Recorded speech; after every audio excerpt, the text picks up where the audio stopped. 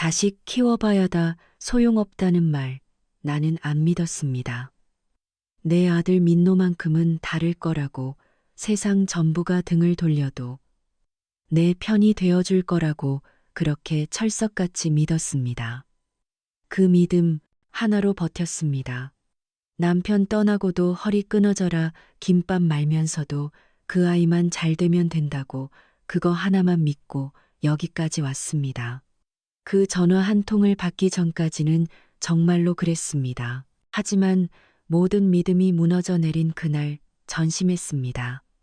타연 시작하기 전 무료로 하실 수 있는 구독과 좋아요 눌러주시면 새로운 이야기들이 올라올 때 가장 먼저 보실 수 있습니다. 새벽 3시의 공기는 언제나 칼날처럼 시립니다.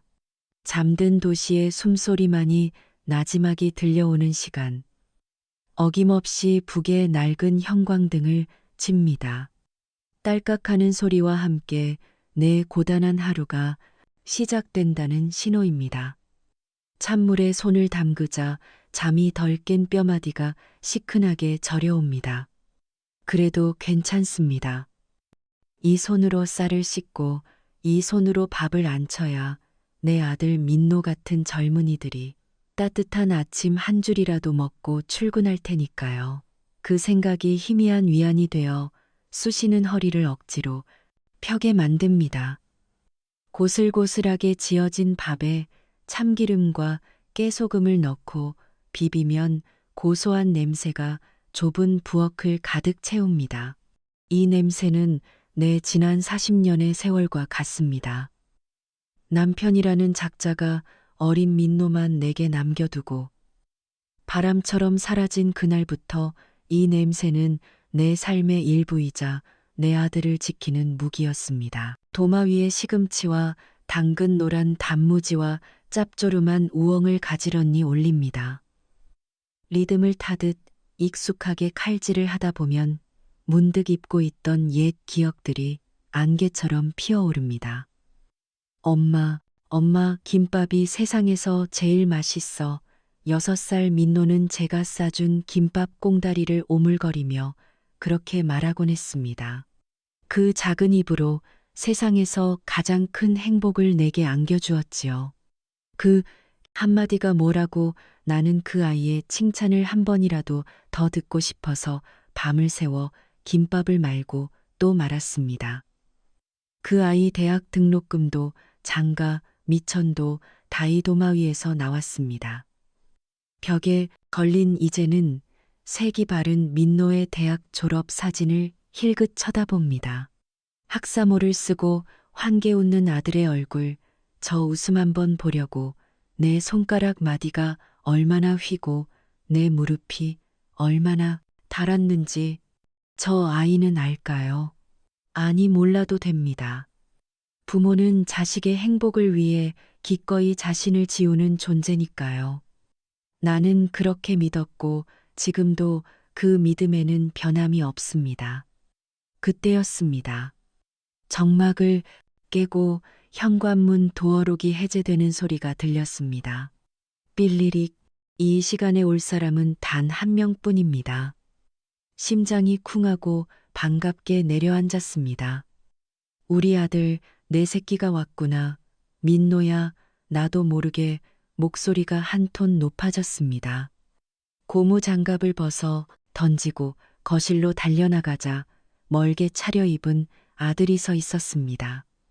피곤한 기색이 역력했지만 그래도 어미 눈에는 세상에서 가장 든든하고 잘생긴 아들입니다. 엄마, 저 왔어요. 아이고, 이 새벽에 어쩐 일이야. 밥은 먹었고 어서 와서 앉아. 김밥 금방 쏴줄게 하지만 아들은 손을 내으며 신발을 벗을 생각도 하지 않았습니다. 아, 엄마 바빠. 금방 가야 돼. 그 말에 가슴 한 구석이 서늘해졌지만 애써 웃어 보였습니다. 바쁜 아들입니다. 큰 회사에 다니며 제 앞가림 잘하고 사는 것만으로도 고마운 일이지요. 그래도 얼굴이라도 보고 가지 새아가는 같이 오지 그랬어. 내 말에 아들은 잠시 머뭇거리다. 대답 대신 슬쩍 현관문 밖을 쳐다봤습니다. 어두운 복도에 세워진 차 안에서 며느리는 내리지도 않고 스마트폰 불빛만 비추고 있는 것이 희미하게 보였습니다. 그 모습에 또 한 번 가슴이 아려왔지만 나는 못 본 척했습니다. 괜찮습니다. 요즘 젊은 사람들이 다 그러려니 했어요. 엄마, 저 드릴 말씀이 있어서요. 아들의 목소리가 조금 낮아졌습니다. 이런 순간의 공기를 나는 너무나도 잘 압니다. 지난 수십 년간 수없이 겪어온 익숙하고도 불편한 친무아들은 늘 이런 식으로 돈 이야기를 꺼내곤 했습니다. 왜 무슨 일인데 그래 해서 태어난 척 물었지만 내 심장은 이미 불안하게 뛰고 있었습니다. 아들은 헛기침을 한 번 하더니 어렵게 입을 뗐습니다. 그게 차를 좀 바꾸려고 하는데 계약금이 조금 모자라서요. 엄마가 조금만 보태주실 수 있나 해서요. 역시나 나는 아무 말 없이 부엌으로 돌아섰습니다. 그리고 달아빠진 장판 한쪽 귀퉁이를 조심스럽게 들어 올렸습니다. 그 밑에는 수십 년간 내 눈물과 땀으로 채워온 낡은 쇳깡통이 있었습니다. 혹여 남편이란 작자가 다시 나타나 손을 댈까봐 평생을 이렇게 품고 살아온 내 마지막 보루였습니다. 깡통 뚜껑을 열자 꼬깃꼬깃한 5만원권 지폐들이 모습을 드러냈습니다. 한 장 한 장 김밥을 팔아모은 내 청춘과 맞바꾼 돈입니다. 나는 망설임 없이 그중 절반을 꺼내 아들에게 건넸습니다. 아들의 얼굴에 화색이 도는 것이 보였습니다. 고마워, 엄마. 역시 우리 엄마밖에 없어. 이건 조만간 꼭 갚을게. 빈말인 줄 알면서도 나는 그저 고개를 끄덕였습니다. 자식 입에서 고맙다는 말이 나오면 부모는 그걸로 족한 것입니다. 돈을 주머니에 찔러 넣은 아들이 그제야 생각났다는 듯 가볍게 말했습니다. 아, 맞다. 엄마, 저희 다음 주에 여행 가는 거 알죠? 결혼 10주년 기념으로다가 발리로 큰맘 먹고 예약했어요. 발리, 그 낯선 이름이 내 귀에 밝히는 순간 세상의 모든 소리가 멎는 것 같았습니다. 방금 전까지 고소하게 풍기던 참기름, 냄새도 부엌 한쪽에서 끓고 있던 육수 소리도 아무것도 느껴지지 않았습니다.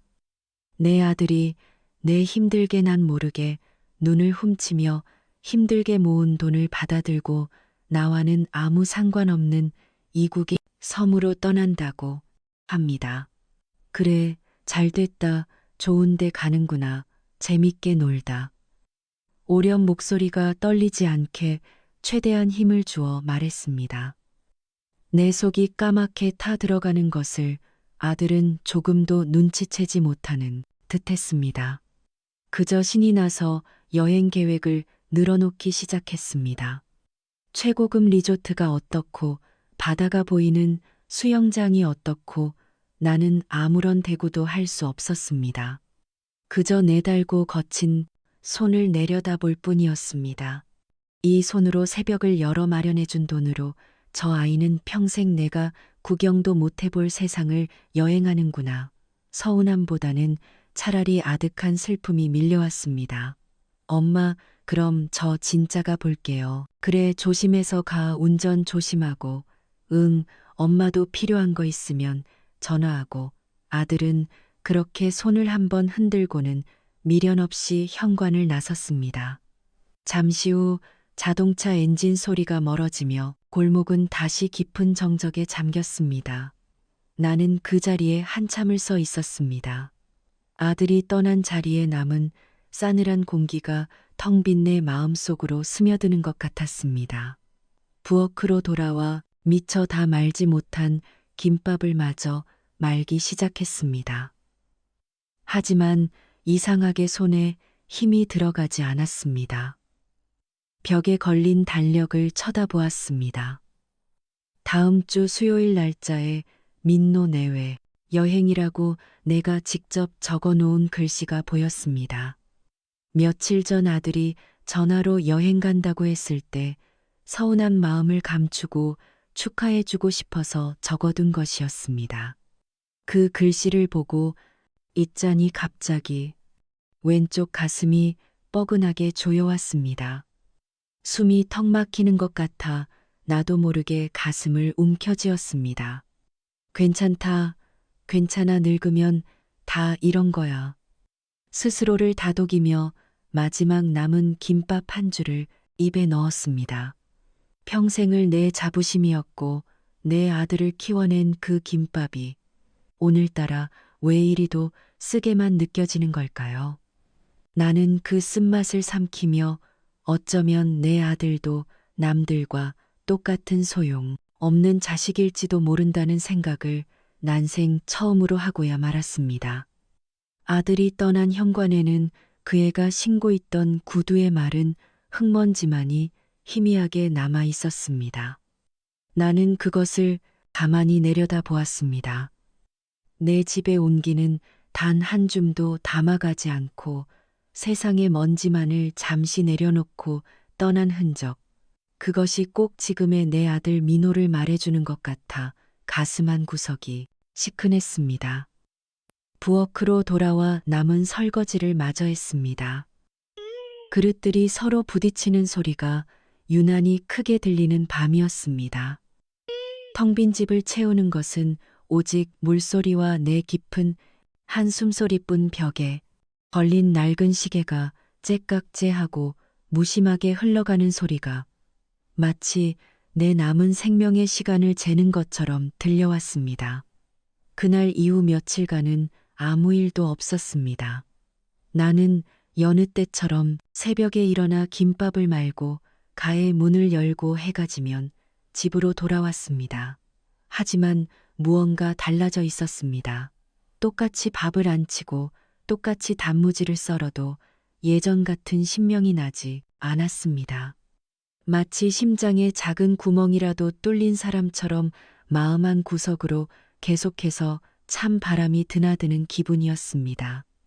아들에게서는 아무런 연락이 없었습니다. 그날 새벽에 가져간 돈은 잘 썼는지 발리, 여행 준비는 잘 되어 가는지 아무것도 묻지 않았습니다. 아니, 물을 수가 없었습니다. 필요한 거 있으면 전화하라던 아들의 마지막 말이 귀가에 맴돌았습니다. 나는 지금 돈이 필요한 것도 무언가 사달라고 할 것도 없으니 전화를 걸 자격조차 없는 사람인 것만 같았습니다. 여행을 떠나기 바로 전날 밤이었습니다. 저녁 장사를 마치고 파김치가 되어 집으로 돌아와 차가운 방바닥에 그대로 주저앉았습니다. 그 순간이었습니다. 갑자기 왼쪽 가슴의 바늘 하나가 쑥 들어와 밝히는 듯한 쨍한 통증이 느껴졌습니다. 나도 모르게 짧은 신음이 터져 나왔습니다. 너무 놀라 숨을 잠시 멈추고 가슴을 움켜쥐었습니다. 다행히 통증은 금세 사라졌습니다. 나는 놀란 가슴을 쓸어내리며 대수롭지 않게 생각하려 했습니다. 나이가 들어서 그래, 피곤해서 그런 걸 거야. 그렇게 스스로를 위로하며 무거운 몸을 일으켜 씻고 자리에 누웠습니다.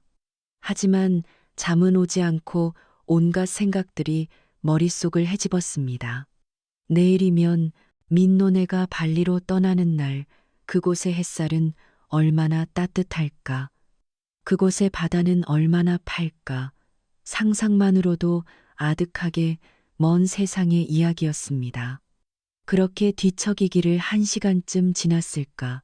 아까와는 비교도 할 수 없는 거대한 통증이 마치 뜨거운 인두로 지지기라도 하듯 내 가슴을 짓눌렀습니다. 커숨을 쉴 수가 없었습니다. 거대한 바위가 가슴 위에 올라앉은 것처럼 폐가 쪼그라드는 느낌. 눈앞이 캄캄해지고 이마에서는 식은땀이 비오듯 흘러내렸습니다.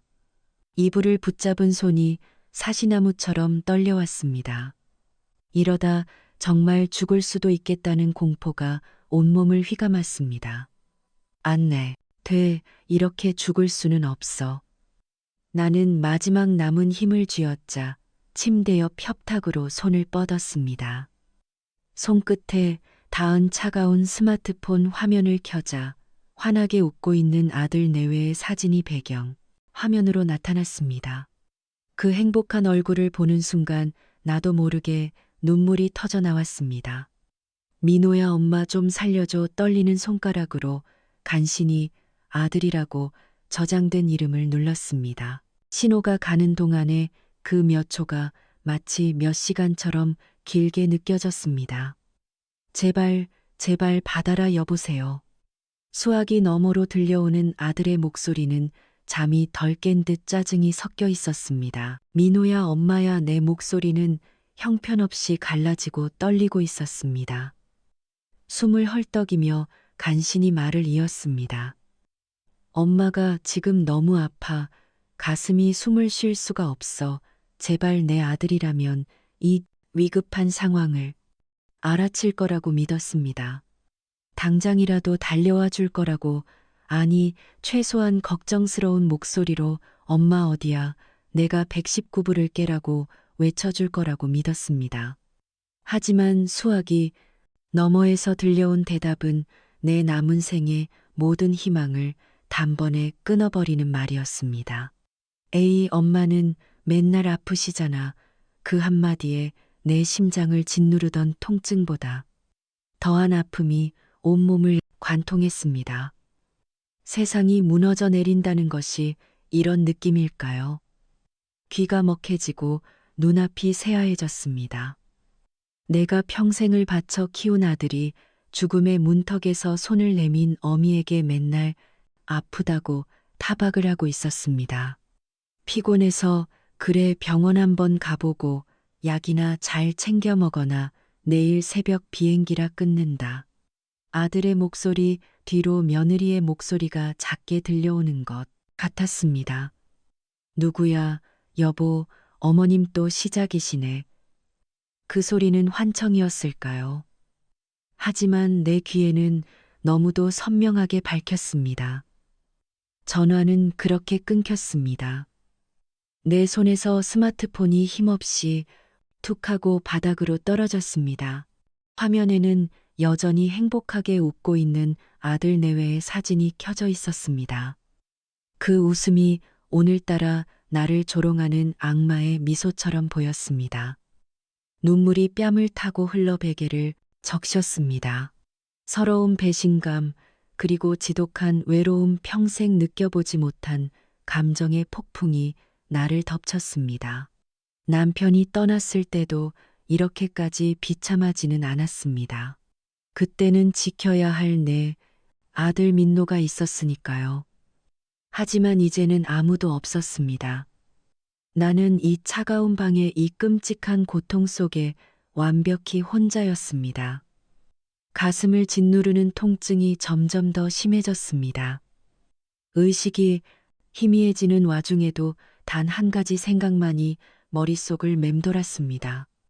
나는 저 아이에게 대체 어떤 존재였을까?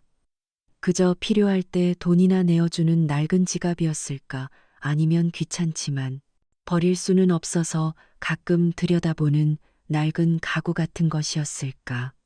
아닙니다. 나는 내 아들 민노에게 아무것도 아니었습니다. 그 사실을 깨닫는 순간 가슴을 짓누르던 통증보다 더한 절망이 나를 삼켰습니다. 이대로 눈을 감으면 모든 고통이 끝날 것만 같았습니다. 하지만 그럴 수는 없었습니다. 그렇게 내 아들의 기억 속에 맨날 아프다 징징대던 귀차는 엄마로 남을 수는 없었습니다. 나는 바닥에 떨어진 스마트폰을 향해 필사적으로 다시 손을 뻗었습니다. 아들의 번호가 아닌 일, 그 세 개의 숫자를 누르는 내 손가락은 더 이상 떨리지 않았습니다. 내 안에 무언가가 차갑고 단단하게 굳어버렸기 때문입니다. 창밖으로 희미하게 구급차 사이렌 소리가 들려오기 시작했습니다.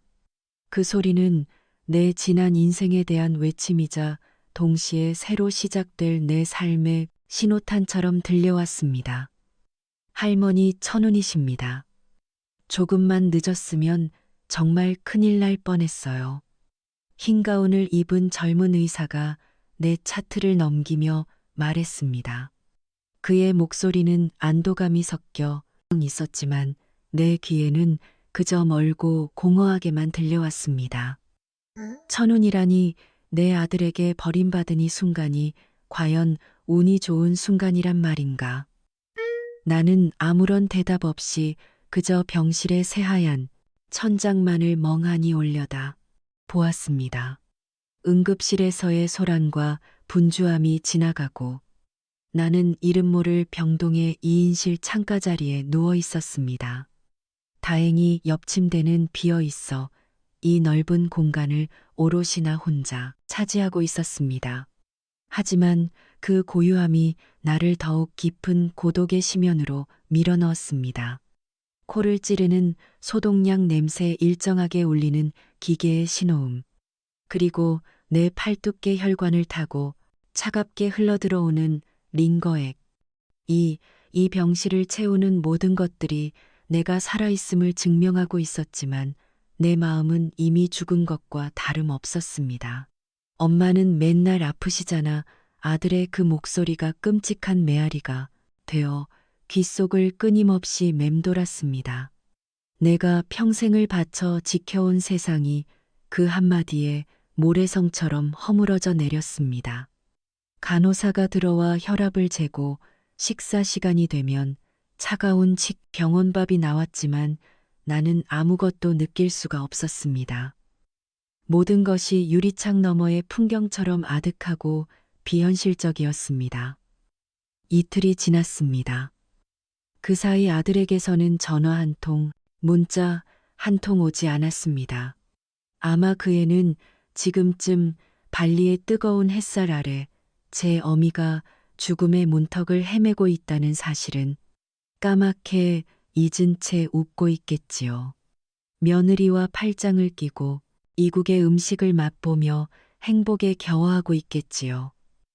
그 모습을 상상하는 것만으로도 심장이 다시 욱신거렸지만 이제는 눈물조차 나지 않았습니다.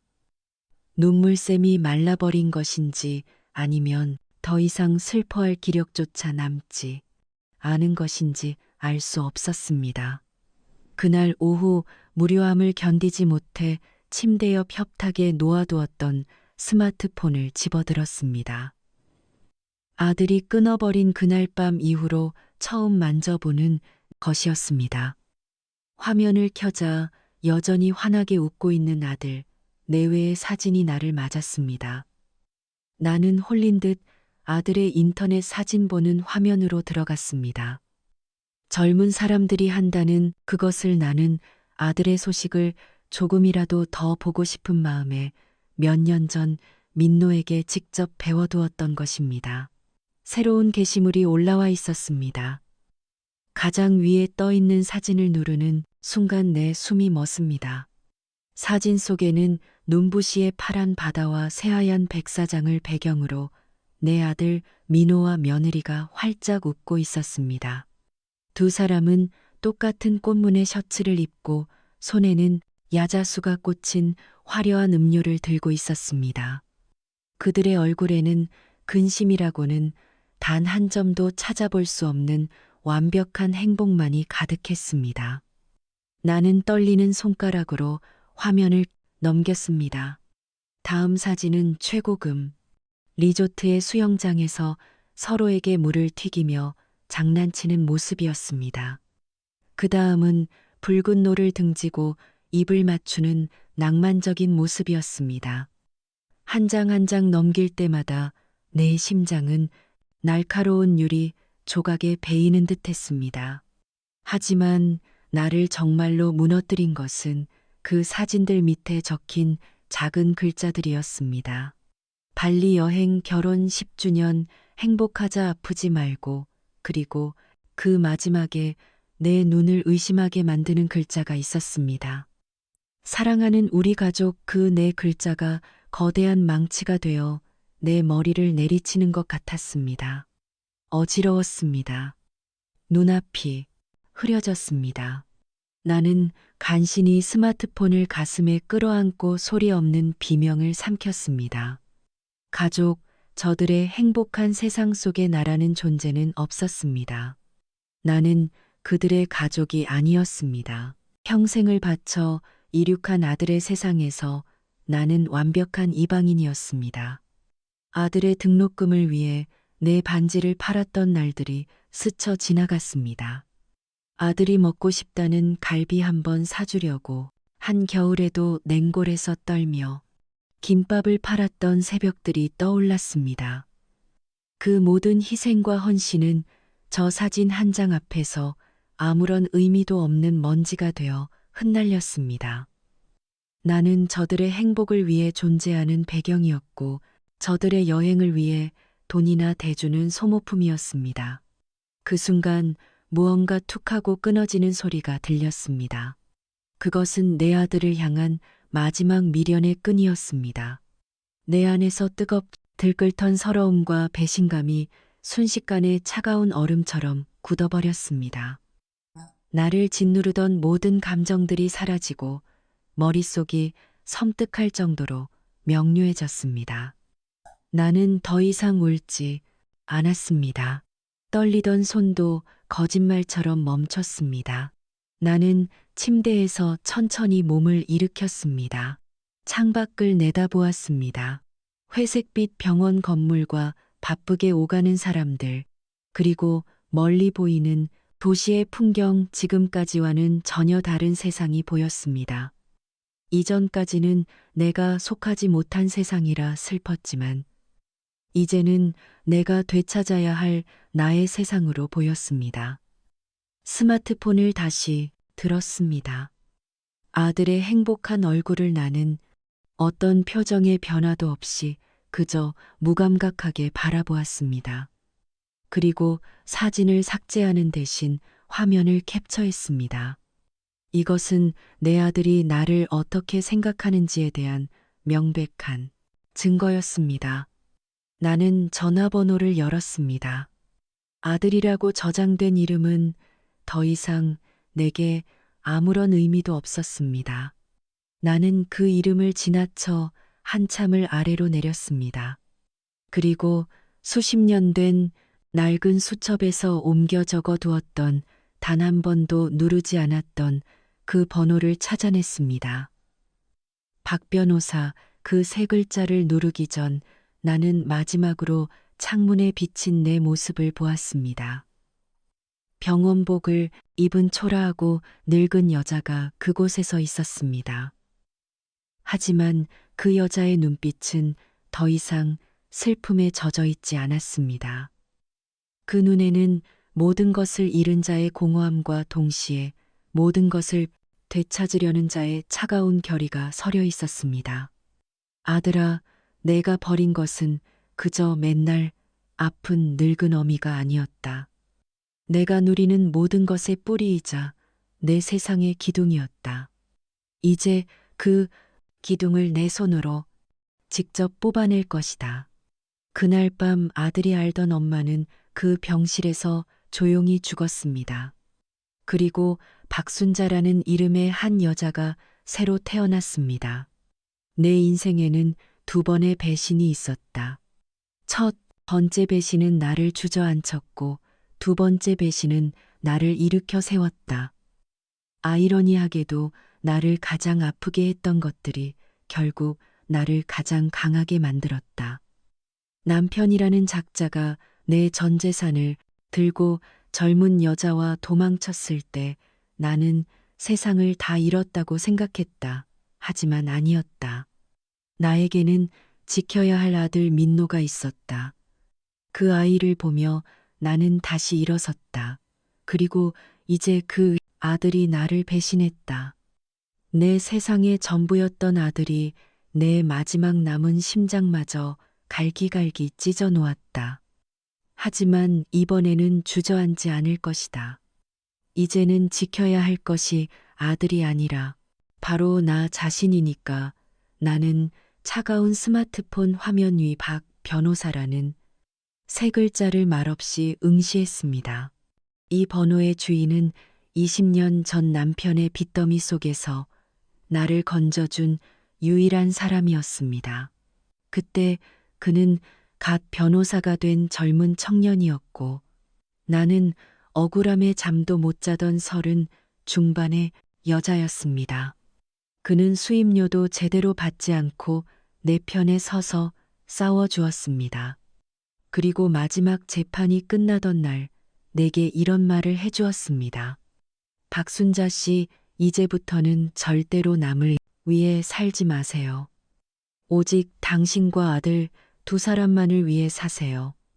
그리고 강해지셔야 합니다. 약한 사람은 결국 모든 것을 빼앗기게 되어 있습니다. 그의 말을 나는 지난 20년간 가슴에 품고 살았습니다. 하지만 반은 지키고 반은 지키지 못했죠. 나는 강해지려 해왔지만 그 모든 것은 결국 아들을 위한 것이었지 나를 위한 것이 아니었습니다. 이제 그 잘못된 삶의 방식을 바로잡을 때가 왔습니다. 나는 망설임 없이 통화 버튼을 눌렀습니다. 길지 않은 신호음 끝에 주무하고 안정감 있는 목소리가 들려왔습니다. 박진우 변호사입니다. 20년의 세월이 흘렀지만 여전히 힘있는 목소리였습니다. 변호사님, 저 박순자입니다. 내 목소리는 뜻밖의 차분하게 흘러나왔습니다. 수학이 넘어서 잠시 침묵이 흘렀어요. 그가 나를 기억하려 애쓰는 짧은 순간이었을 것입니다. 아, 박순자 씨, 예, 기억합니다. 이게 얼마만입니까? 잘 지내셨습니까? 그의 목소리에는 진심 어린 반가움이 묻어 있었습니다. 그 따뜻함에 잠시 마음이 흔들릴 뻔했지만 나는 곧 평정을 되찾았습니다. 변호사님 드릴 말씀이 있습니다. 혹시 내일 병원으로 와주실 수 있으십니까? 병원이라니요, 어디 편찮으신 겁니까? 자세한 이야기는 만나서 드리고 싶습니다. 제가 유언장을 좀 작성하려고 합니다. 유언장이라는 단어를 내 입으로 직접 뵙는 순간 내 결심은 더욱 단단해졌습니다. 이것은 끝이 아니라 새로운 시작을 위한 선언이었어요. 수화기 너머의 박 변호사는 내 단호한 어조에서 무언가를 감지한 듯 더 이상 묻지 않고 차분하게 대답했습니다. 알겠습니다. 내일 오전에 찾아뵙겠습니다. 병원 주소와 병실 호수 보내주십시오. 전화를 끊고 나는 창밖으로 시선을 돌렸습니다. 어둠이 내린 도시의 불빛들이 마치 보석처럼 반짝이고 있었어요. 저 수많은 불빛 아래 얼마나 많은 사람들이 웃고 또 울고 있을까 문득 40년 전 그날 밤이 떠올랐습니다. 남편은 내전 재산과 가게 보증금까지 빼돌려 종적을 감췄었죠. 갓돌이 지난 민노를 업고 나는 텅 빈 단칸방에 주저앉아 밤새도록 울었습니다. 세상이 무너졌고 내일이 오는 것이 두려웠어요. 그때 나를 일으켜 세운 것은 내 등을 파고들던 민노의 따뜻한 체온이었습니다. 이 아이를 위해서라도 살아야 한다. 나는 울음을 그치고 낡은 유모차에 민노를 태워 새벽 인력시장으로 나갔습니다. 닥치는 대로 일을 했어요. 식당 설거지, 공사장 잡부 청소, 손톱이 빠지고 발바닥이 부르터 피가 나도 나는 일을 멈추지 않았습니다. 그렇게 모은 푼돈으로 길거리에서 김밥을 팔기 시작했습니다. 그때부터였습니다. 나는 돈에 집착하기 시작했어요. 세상에서 믿을 것은 돈밖에 없다는 것을 뼈저리게 깨달았기 때문이었습니다. 돈이 없으면 내 아들마저 지킬 수 없다는 것을 알았기 때문이었어요. 나는 독하게 돈을 모았습니다. 하루에 3시간 이상 자본 적이 없었어요. 남들이 입고 먹는 것 구경 한번 해본 적이 없었습니다. 낡은 옷 몇 벌로 사계절을 낳고 팔다 남은 김밥 꽁다리로 끼니를 때웠죠. 그럭 10년을 모으자 작은 가게 하나를 얻을 수 있었습니다. 가게를 얻고 나서도 내 생활은 조금도 달라지지 않았어요. 오히려 더 악착같이 일했습니다. 가게 월세 걱정 없이 돈을 모을 수 있게 되자 돈은 무서운 속도로 불어났습니다. 나는 그 돈을 허투루 쓰지 않았어요. 은행에 넣어두는 대신 박 변호사의 조언을 받아 아무도 거들떠보지 않던 서울 변두리의 낡은 상가 건물을 샀습니다. 사람들은 미쳤다고 했어요. 저런 폐가 같은 곳을 왜 사냐고 비웃었죠. 하지만 나는 보았습니다. 그 낡은 건물 너머로 언젠가 들어설 새로운 도시의 모습을 내 예감은 틀리지 않았습니다. 몇 년 뒤 그 일대의 재개발품이었고 내 낡은 상가는 순식간에 황금알을 낳는 거위가 되었어요. 나는 그 건물을 팔아 이번에는 강남의 작은 꼬마 빌딩을 샀습니다. 내전 재산을 쏟아부은 내 인생 최대의 도박이었어요. 아들 민노에게는 여전히 낡은 빌라에 사는 가난한 김밥집 할머니로 남고 싶었기에 이 모든 것은 철저한 비밀에 붙여졌습니다. 그 빌딩에서 나오는 월세만으로도 나와 내 아들은 평생을 먹고 살 수 있었어요. 하지만 나는 김밥 장사를 그만두지 않았습니다. 그것은 내게 남은 유일한 자존심이자 내가 살아있음을 느끼게 주는 유일한 노동이었기 때문입니다. 그렇게 쌓아올린 나의 왕국, 내 피와 눈물, 내 청춘이 고스란히 담긴 그 모든 것을 나는 당연하다는 듯이 아들에게 물려줄 생각이었습니다. 내가 없더라도 내 아들만큼은 돈 때문에 서러운 일을 겪지 않게 해주고 싶었어요. 하지만 이제 모든 것이 바뀌었습니다. 내 왕국은 더 이상 아들을 위한 유산이 아닙니다. 그것은 오직 나, 박순자만을 위한 성체가 될 것입니다. 나를 지키고 내 남은 인생을 빛나게 해줄 무기가 될 거예요. 아들아, 너는 몰랐을 것이다. 내가 무시하고 외면했던 그 늙은 어미가 사실은 너를 평생 먹여 살릴 수 있는 성의 주인이었다는 것을, 너는 내 발로 그 성으로 들어올 수 있는 유일한 기회를 걷어차 버린 것이다. 다음 날 아침 약속된 시간에 박 변호사가 병실을 찾아왔습니다. 20년 만에 마주한 그는 희끗희끗해진 머리와 깊어진 눈가의 주름에서 세월의 흔적이 느껴졌지만 여전히 반듯하고 신뢰감 있는 모습이었어요. 그는 내 얼굴과 앙상한 팔목에 링거 바늘을 번갈아 보며 안타까운 표정을 지었습니다. 몸이 많이 안 좋으신 겁니까? 아드님은 알고 있습니까? 나는 그의 질문에 희미하게 고개를 저었어요.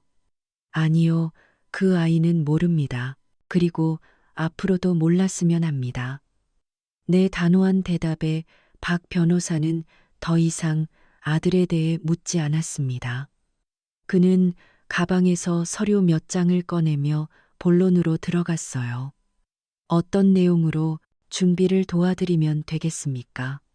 나는 창밖으로 시선을 던진 채 흔들림 없는 목소리로 내 인생의 마지막이자 가장 중요한 계획을 이야기하기 시작했습니다. 내 목소리는 떨리지 않았어요. 내 마음은 폭풍이 지나간 뒤에 고요한 바다처럼 잔잔하고 평온했습니다. 이제 내 인생의 주인은 바로 나였으니까요. 박 변호사가 알아봐준 작은 오피스텔의 참가에 서서 저는 낯선 도시의 야경을 내려다보고 있었습니다. 제 평생의 흔적이 담긴 낡은 빌라도, 제 청춘을 바친 김밥 가게도 아닌 오직 저 박순자만을 위하니 차가운 공간 이곳에서 저는 제 아들 민노가 제가 준비한 운명의 첫 장을 넘기는 것을 조용히 기다리고 있었습니다. 4월 제가 병상에 누워 생사의 경계를 넘나들며 내 인생을 전부 뒤엎는 결심을 하는 동안 내 아들 민호와 며느리는 이국의 태양 아래 웃고 떠들었습니다. 그들에게 그 시간은 눈 깜짝할 사이에 지나간 달콤한 꿈이었을 겁니다. 이제 그 꿈에서 깨어날 시간이었습니다. 그리고 그들이 마주할 현실은 제가 아주 세심하게 준비해둔 냉혹한 아침이었습니다. 여행의 피곤함과 만족감이 뒤섞인 얼굴로 두 사람은 저희 집 제가 평생을 살았던 그 낡은 빌라로 향했습니다. 그들의 손에는 코코넛 껍질로 만든 장식품이 들려 있었습니다. 제게 줄 선물이라기보다는 자식된 도리를 다했다는 증표와도 같은 물건이었습니다. 진심 어린 걱정이 아닌 귀찮은 의무를 해치우기 위한 발걸음이었겠지요. 하지만 익숙한 현관문 앞에 섰을 때 그들은 무언가 이상하다는 것을 느꼈습니다. 제가 오가는 것을 반기듯 늘 희미하게 켜져 있던 현관 센서 등이 먹통이었고 문틈으로는 한 점의 빛도 한 줌의 온기도 새어나오지 않았습니다. 집은 마치 오랫동안 사람이 살지 않은 것처럼 싸늘하고 깊은 침묵에 잠겨 있었습니다. 며느리가 먼저 짜증 섞인 목소리로 말했습니다. 뭐야, 이 시간에 집에는 안 계시고 어딜 가신 거야. 민노는 익숙하게 도어록 비밀번호를 눌렀습니다. 삘리릭 소리와 함께 문이 열렸지만 그들을 맞이한 것은 늘 나던 구수한 밤 냄새가 아닌 차갑고 퀴퀴한 공기뿐이었습니다. 그 아이는 제 목소리가 아니라 늘 끓고 있던 된장찌의 냄새나 고소한 참기름 냄새가 자신을 맞아주지 않는다는 사실에 먼저 당황했을 겁니다. 엄마, 저 왔어요. 여행 다녀왔어요. 아들의 목소리가 텅 빈 집안을 공허하게 울렸지만 대답은 없었습니다.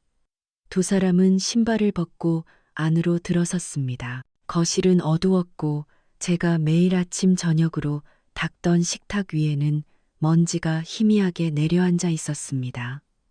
집안의 모든 물건들은 제자리에 있었지만 그 공간을 채우던 영혼이 빠져나간 듯한 스산함이 감돌았습니다. 이상하다. 어디 가셨지? 가게에도 안 계신 것 같던데. 민노가 중얼거리며 제 방문을 열어보았습니다. 그곳 역시 텅 비어 있었습니다. 흐트러짐 하나 없이 각 잡혀져 있는 감돌았습니다. 이부자리가 오히려 비현실적인 느낌을 주었습니다. 마치 누군가 이 집의 시간을 그대로 멈춰놓고 떠나버린 것만 같았습니다. 그 순간 민노는 주머니에서 휴대폰을 꺼내 제 번호를 눌렀습니다. 하지만 수화기 너머에서 들려온 것은 차갑고 기계적인 목소리뿐이었습니다. 전화기가 꺼져 있어 삐소리 후 소리샘으로 연결됩니다. 꺼져 있는 전화기 평생 단 한 번도 꺼둔 적 없던 제 전화기였습니다. 아들이 언제라도 저를 찾을 수 있도록 달아빠진 배터리를 하루에도 2번씩 충전하던 전화기였습니다. 그제야 민노의 얼굴에 희미한 불안의 그림자가 드리워졌습니다. 며느리는 옆에서 팔짱을 낀 채 불쾌한 기색을 숨기지 않았습니다. 아니, 어딜 가셨으면 가셨다고 말을 해줘야 할 거 아니야. 사람을 이렇게 기다리게 하고 그냥 가자, 여보. 나 피곤해 죽겠어. 짐도 풀어야 하고 바로 그때였습니다. 그들이 짜증을 내며 밖으로 나가려고 현관문을 여는 순간 옆집 김 사장님 김영철 씨와 마주쳤습니다. 그는 장바구니를 들고 계단을 올라오던 참이었습니다. 김 사장님은 민호 내외를 보고는 놀란 얼굴로 물었습니다. 그의 눈에는 진심 어린 걱정이 담겨 있었습니다. 아니, 자네들 이제 왔나? 자네 어머니 병원에 실려가셨는데 몰랐는가? 그 한마디에 현관에 차가웠던 공기가 그대로 얼어붙는 것 같았습니다. 민노의 얼굴이 하얗게 질렸습니다. 병원과 입원이라는 단어가 망치가 되어 그의 머리를 내리치는 듯 했습니다. 네, 병원이요. 엄마가 왜요? 언제요? 며칠 전 밤에 구급차가 와서 시끄럽게 하기에 나가봤더니 자네 어머니가 들것에 실려 나가고 있더군. 심장이 안 좋다고 하던데 김 사장님은 주머니를 뒤져 꼬깃꼬깃한 메모지 한 장을 꺼내 민노에게 건넸습니다. 그 종이에는 제가 실려갔던 대학병원의 이름이 선명하게 적혀 있었습니다. 며느리의 얼굴조차 사색이 되었습니다. 엄살인 줄로만 알았던 시어머니가 자신들이 발리의 바닷가에서 칵테일을 마시고 있던 그 시간에 구급차에 실려갔다는 사실이 그제야 현실로 다가왔습니다. 두 사람은 김 사장님에게 고맙다는 인사도 하는 둥 마는 둥 미친 듯이 차를 향해 달려갔습니다. 손에 들려있던 코코넛 장식품이 바닥에 떨어져 쨍하는 소리를 내며 깨졌지만 돌아보는 사람은 아무도 없었습니다. 그렇게 그들은 병원으로 향했습니다. 이제 그들의 발걸음에는 형식적인 의무감이 아닌 뒤늦게 밀려온 공포와 불안이 가득했습니다. 차 안에서 민노는 제게 수십 번도 더 전화를 걸었지만 전화기는 여전히 꺼져 있었습니다. 효심이 아니었습니다. 그것은 자신의 통제를 벗어난 상황에 대한 원초적인 공포였고 혹시라도 자신에게 닥쳐올지 모를 비난에 대한 두려움이었습니다. 병원 원무가에 도착한 민노는 다급하고 거친 목소리로 제 이름을 말했습니다. 박순자 환자 병실이 어디입니까? 박순자요, 아들입니다. 하지만 직원의 대답은 그들의 불안의 기름을 붓는 것이었습니다. 그녀는 모니터를 들여다보며 아무런 감정 없는 목소리로 말했습니다. 박순자님요, 어제 오전에 퇴원하셨는데요. 퇴원, 그 단어가 민노의 귀에 비수처럼 밝혔습니다. 이번에다는 사실만으로도 혼란스러운데 말도 없이 퇴원까지 했다니 도무지 이해할 수 없는 상황의 연속이었습니다. 퇴원이요. 아니, 보호자한테 연락도 없이 퇴원을 시켜주면 어떡합니까? 저희한테 아무 연락도 없었습니다. 아들의 고함에 직원은 조금도 동하지 않고 차분하게 대답했습니다.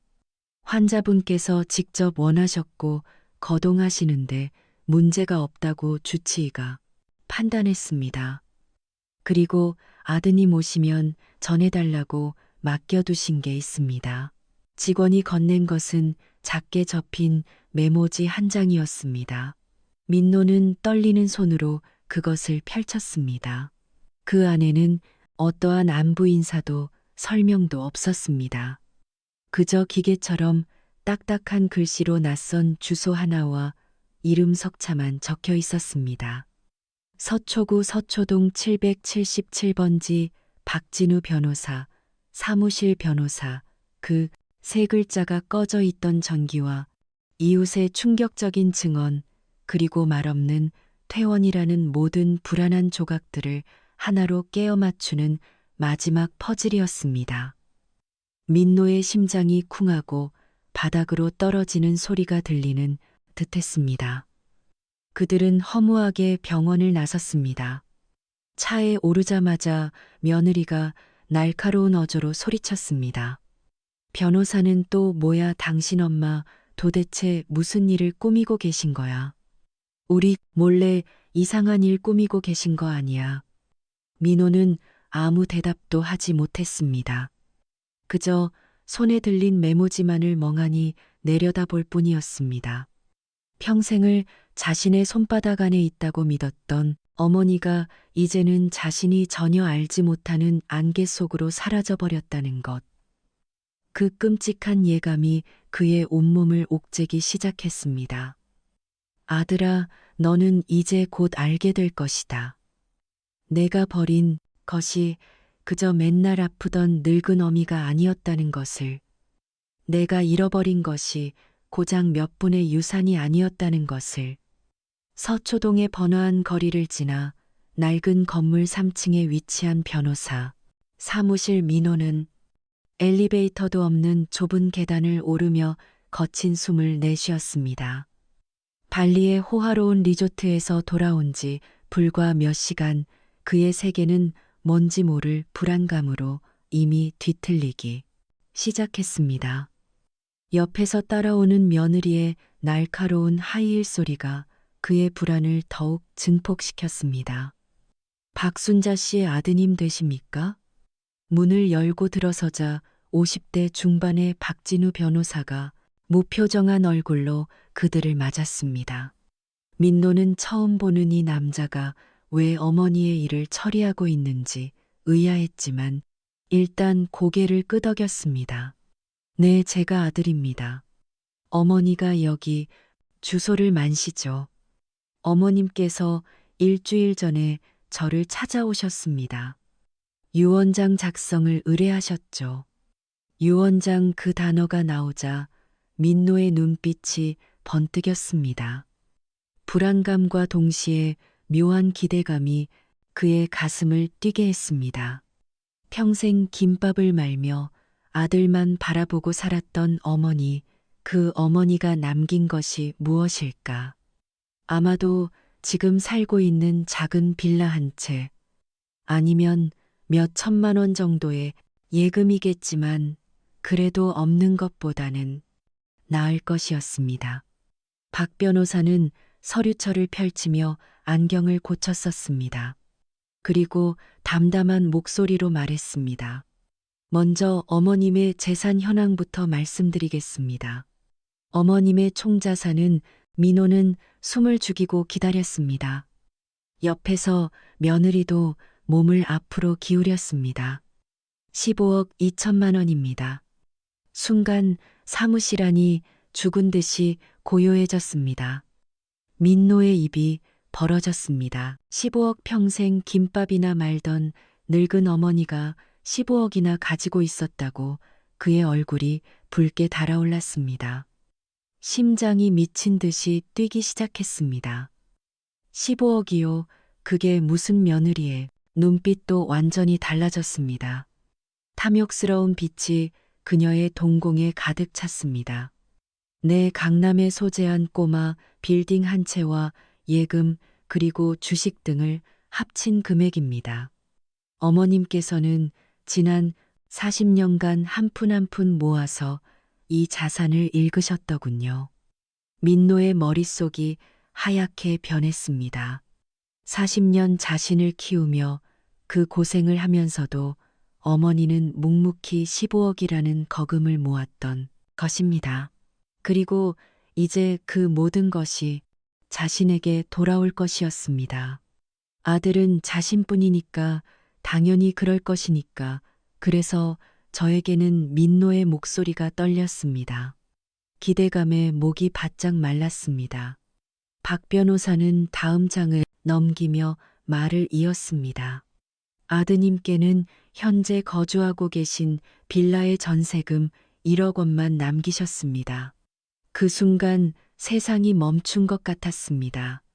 민노의 상기된 얼굴이 순식간에 하얗게 질렸다가 다시 뻘겋게 변했습니다. 그의 손이 부들부들 떨리기 시작했습니다. 뭐라고요? 1억 15억 중에 겨우 1억이요. 네, 정확히는 1억 원입니다. 나머지 14억 2천만 원은 모두 기부하셨습니다. 기부라고요. 민노가 벌떡 일어섰습니다. 의자가 뒤로 넘어갈 뻔했습니다. 그의 얼굴은 이제 완전히 일그러져 있었습니다. 아니, 이게 말이 됩니까? 제가 아들인데, 하나뿐인 아들인데 평생 그 고생을 하면서 모은 돈을 왜 남한테 주는 겁니까? 박 변호사는 침착하게 서류를 넘겼습니다.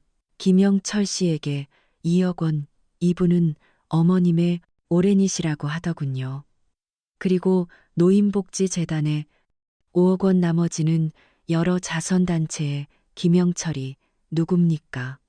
그 사람이 뭔데 2억을 받아요? 민노의 목소리가 거의 비명에 가까웠습니다. 그는 주먹을 불끈 쥐고 책상을 내리쳤습니다.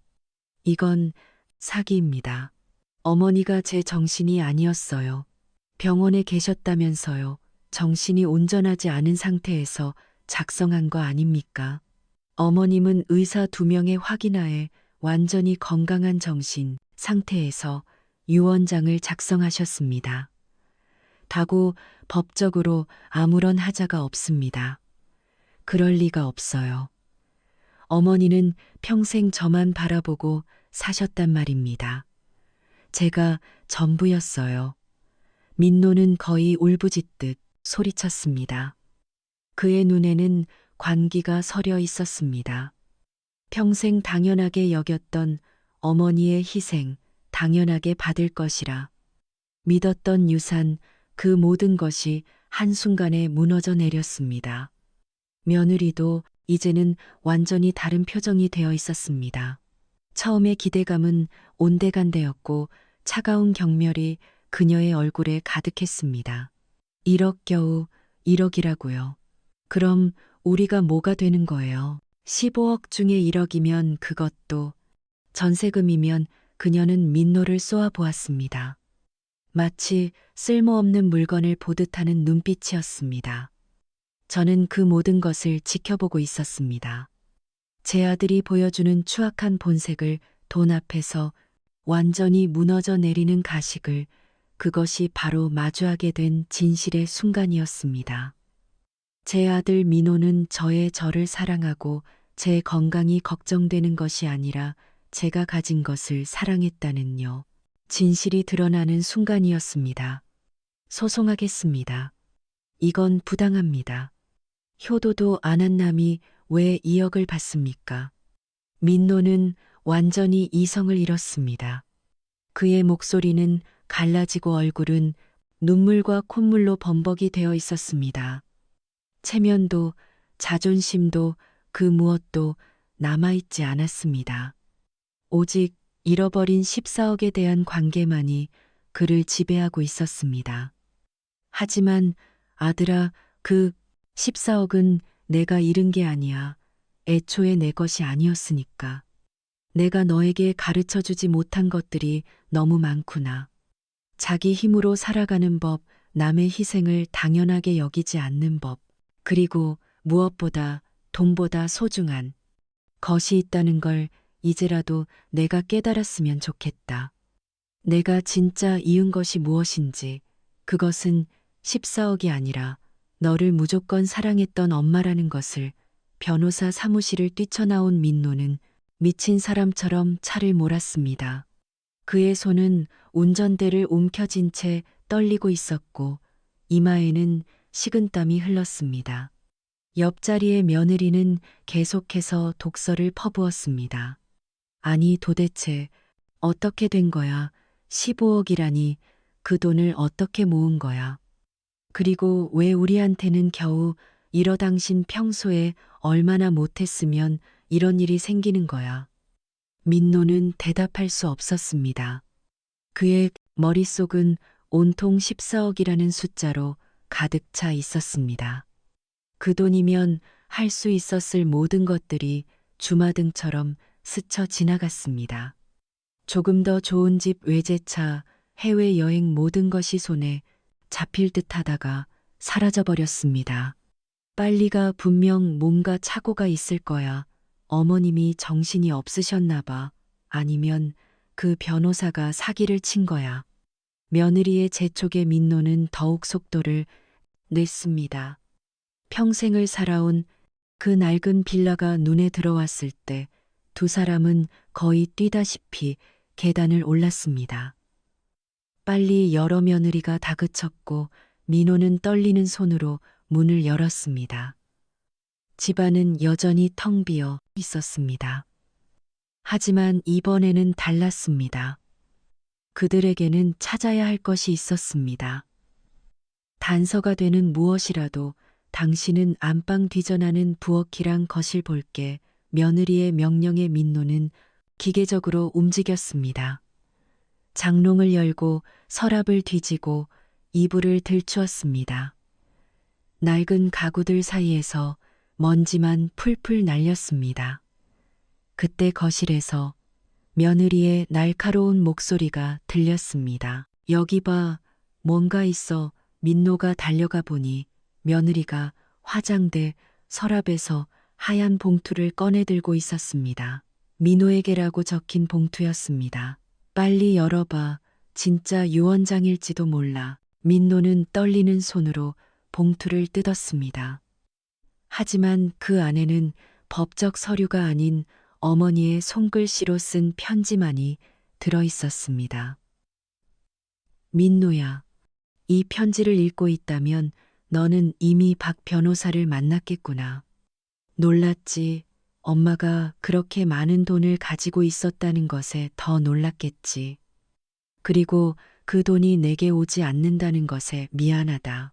아들아, 하지만 이것이 내가 너에게 줄 수 있는 마지막 사랑이란다. 내가 3살 때 일이다. 아빠가 떠나고 우리 둘만 남았을 때 너는 내게 물었지. 엄마, 우리 이제 어떻게 살아? 나는 너를 꼭 안고 맹세했다. 이 아이만큼은 절대 고생시키지 않겠다고, 부족함 없이 키우겠다고. 그래서 나는 미친 듯이 일했다. 새벽부터 밤까지 김밥을 말고 또 말았다. 손가락은 굽어지고 허리는 끊어질 것 같았지만 내가 엄마 김밥 맛있어라고 웃을 때마다 모든 고통이 사라졌다. 하지만 민노야, 엄마가 틀렸구나. 나는 너에게 돈은 줄 수 있었지만 삶을 살아가는 법은 가르쳐 주지 못했다. 내가 힘들 때마다 돈으로 해결해 주었고 내가 원할 때마다 내 주머니를 열었다. 그것이 사랑인 줄 알았다. 결혼하고 나서 엄마 얼굴 본 게 몇 번이지 기억하니 항상 돈이 필요할 때만 얼굴을 비칠 뿐 명절에도 처가는 챙겨도 매번 바쁘다고 그냥 지나가고 안부도 손에 꼽을 만한 것 같아. 엄마는 우리 아들이 전부였는데 언젠가 엄마라는 존재가 너에겐 짐인가 싶고 이방인 같다는 생각이 많이 들었다. 때론 서러움에 밤새 눈물 흘린 적도 있단다. 병원에서 혼자 누워있을 때 내가 한 말이 계속 들렸다. 내가 죽을지도 모른다고 생각했던 그 순간 힘을 짜내어 너에게 전화했을 때 엄마는 맨날 아프시잖아. 그래, 맞다. 엄마는 맨날 아팠다. 하지만 너는 한 번도 왜 아픈지 물어본 적이 없구나. 새벽에 찬물에 손을 담그면 얼마나 시린지, 하루 종일 서 있으면 다리가 얼마나 붓는지 너는 몰랐을 거야. 아니, 알려고 하지 않았지. 그리고 나는 깨달았다. 내가 너를 망쳤구나. 너를 사랑한다는 이유로 내게서 성장할 기회를 빼앗았구나. 15. 그것은 내 인생의 전부다. 하지만 그것을 내게 주면 너는 영원히 어른이 되지 못할 것이다. 엄마 돈으로 편하게 살다가 그 돈이 떨어지면 또다시 누군가를 원망하며 살겠지. 그래서 1억만 남겼다. 그것으로 시작해라.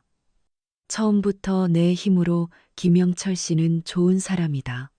돈 한 푼 받지 않고도 집에 손이 가야 할 잦은 수리부터 건강이 안 좋은 걸 알고부터는 매일 내 안부를 물어주었다. 추운 겨울날 내 손을 잡고 고생하셨어요. 라고 말해주었다.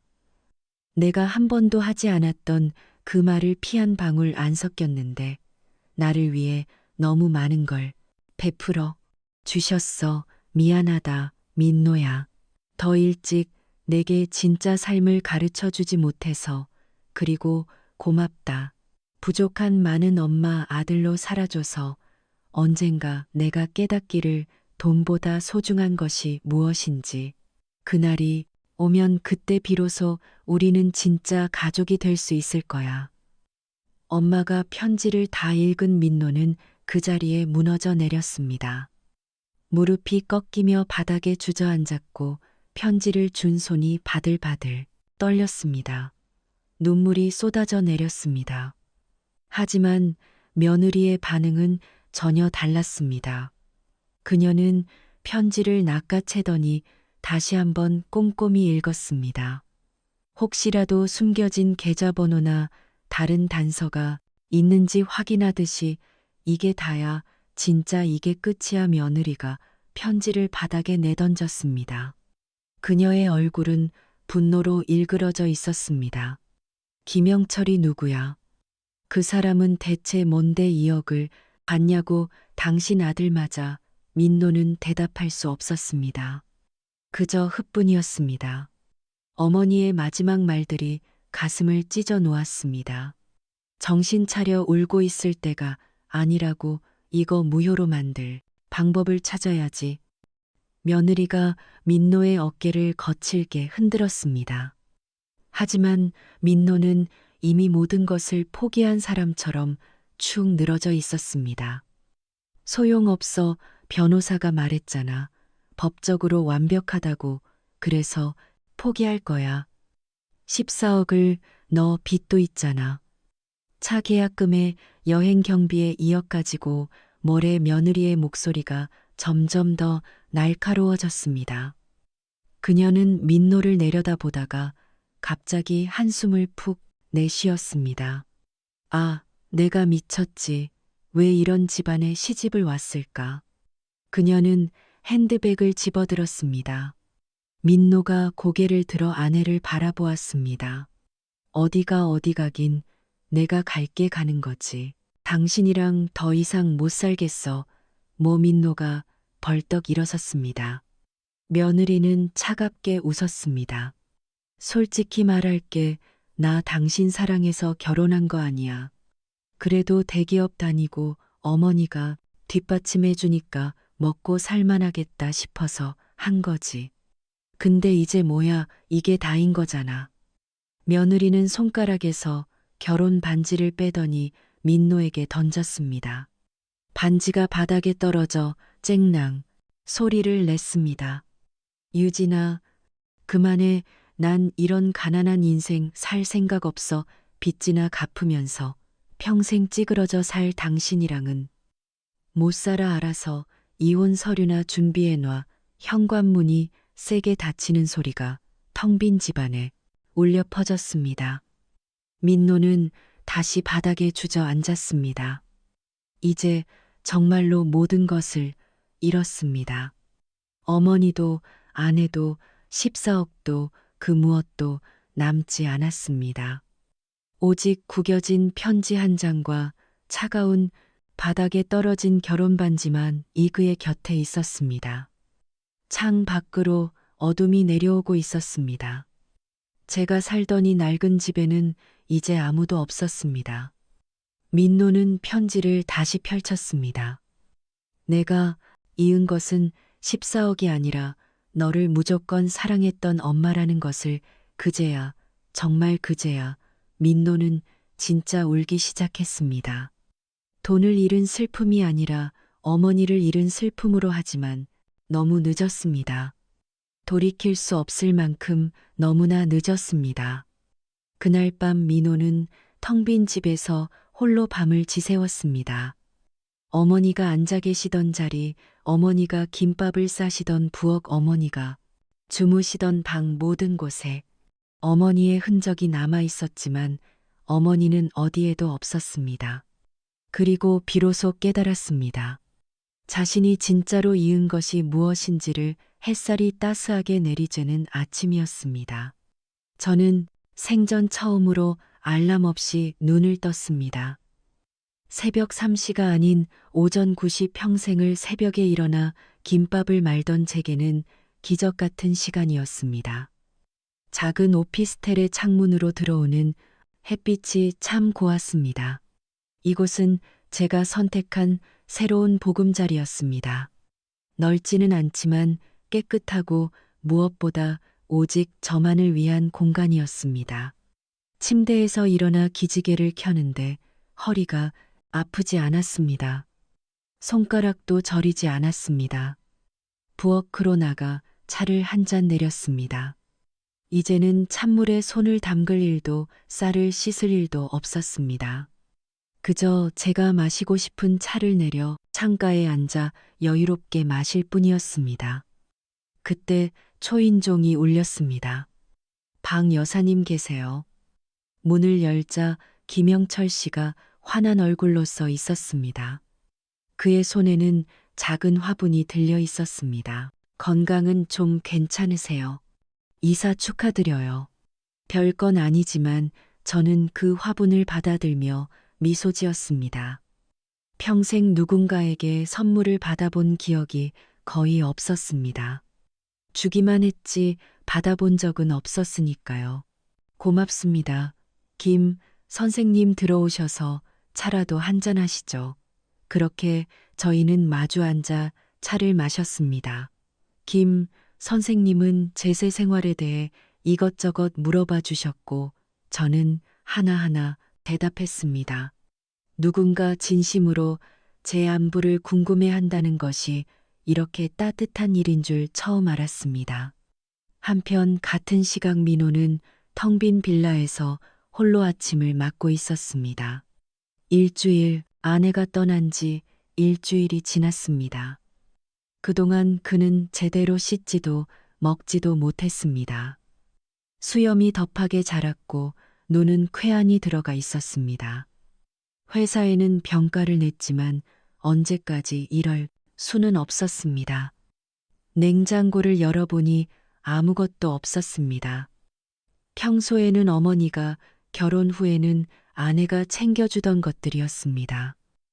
혼자서는 라면 하나 끓이는 게 다였습니다. 엄마 민노는 어머니를 떠올렸습니다. 새벽마다 일어나 김밥을 마시던 어머니, 제 도시락을 싸시던 어머니 아프다고 하면 약을 사다 주시던 어머니, 그 모든 것이 당연한 줄만 알았습니다.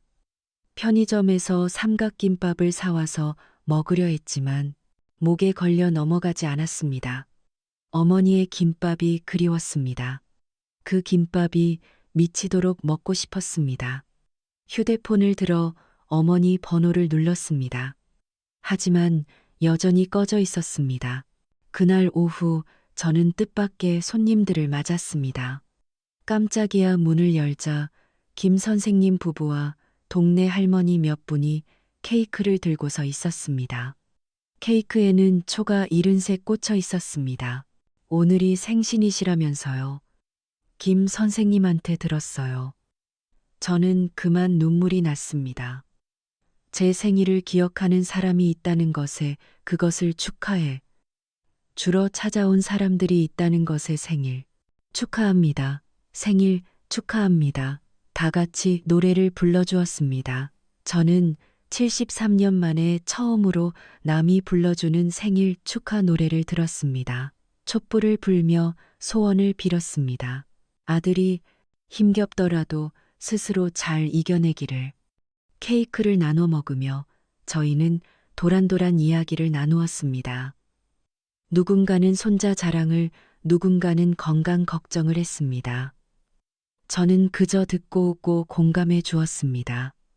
이것이 진짜 가족의 모습이 아닐까 싶었습니다. 방 여사님 정말 젊어지신 것 같아요. 얼굴에 화색이 도네요. 그러게요. 이제 고생 그만하시고 편하게 사셔야죠. 그들의 따뜻한 말 한마디 한마디가 제 마음을 채워주었습니다. 평생 제 아들에게서 듣고 싶었지만 듣지 못했던 그 말들을 저녁 무렵는 무거운 발걸음으로 집을 나섰습니다. 더 이상 집에만 있을 수 없었습니다.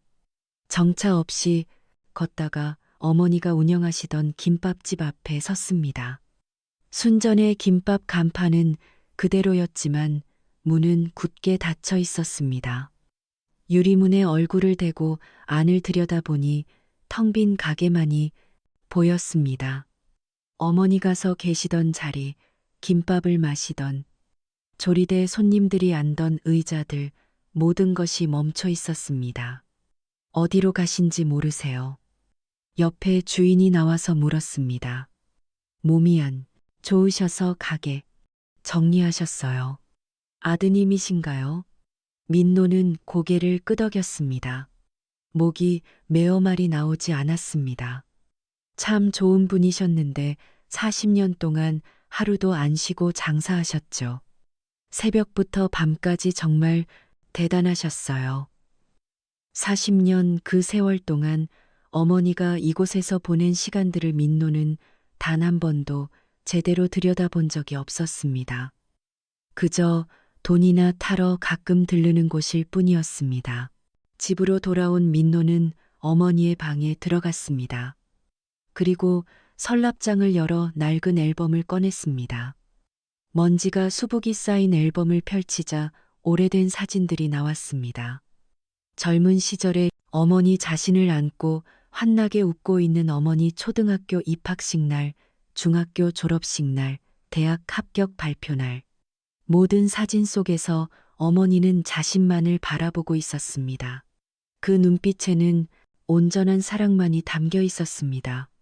엄마 민노는 사진을 가슴에 안고 흐느꼈습니다. 이제야 알 것 같았습니다. 자신이 이은 것이 무엇인지, 그것은 돈이 아니라 이 세상에서 자신을 가장 사랑했던 단 한 사람이었다는 것을 밤이 깊어갈 무렵 저는 일기를 쓰고 있었습니다. 오늘은 내 인생에서 가장 행복한 생일이었다. 비록 아들의 빈자리가 마음이 아프지만 나를 진심으로 아껴주는 사람들이 있었다. 이제 나는 알았다. 진짜 가족은 피로 맺어진 것이 아니라 마음으로 맺어진 것이라는 것을 펜을 내려놓고 창밖을 바라보았습니다. 도시의 불빛들이 반짝이고 있었습니다. 저 불빛 중 하나는 제 아들 민노의 집이겠지요. 미안하다, 아들아, 하지만 이것이 너와 나를 위한 최선이었단다. 같은 시각 민호는 어머니의 편지를 다시 읽고 있었습니다. 이제는 눈물로 얼룩 잘 보이지도 않는 그 편지를 언젠가 내가 깨닫기를 돈보다 소중한 것이 무엇인지. 그날이 오면 그때 비로소 우리는 진짜 가족이 될 수 있을 거야. 민노는 편지를 가슴에 품고 눈을 감았습니다. 어머니의 목소리가 들리는 것 같았습니다. 따뜻하고 포근하고 그리운 목소리가 엄마 이제 알겠어요. 이제야 하지만 그의 말을 들어줄 어머니는 이미 그곳에 없었습니다. 오직 차가운 침묵만이 그를 감싸고 있었습니다. 저는 침대에 누워 내일을 생각했습니다. 내일은 꽃꽂이 수업이 있는 날입니다. 평생 해보고 싶었지만 할 수 없었던 것들을 이제는 하나씩 해볼 생각입니다. 그리고 민노는 침대에 누워 어제를 생각했습니다. 어제도 그제도 그 전날도 어머니가 있었던 모든 날들을 하지만 시간은 돌아오지 않았습니다. 두 사람의 밤은 그렇게 서로 다른 방향으로 흘러갔습니다. 한 사람은 내일을 향해, 한 사람은 어제를 향해, 때로는 너무 늦은 깨달음이 있습니다.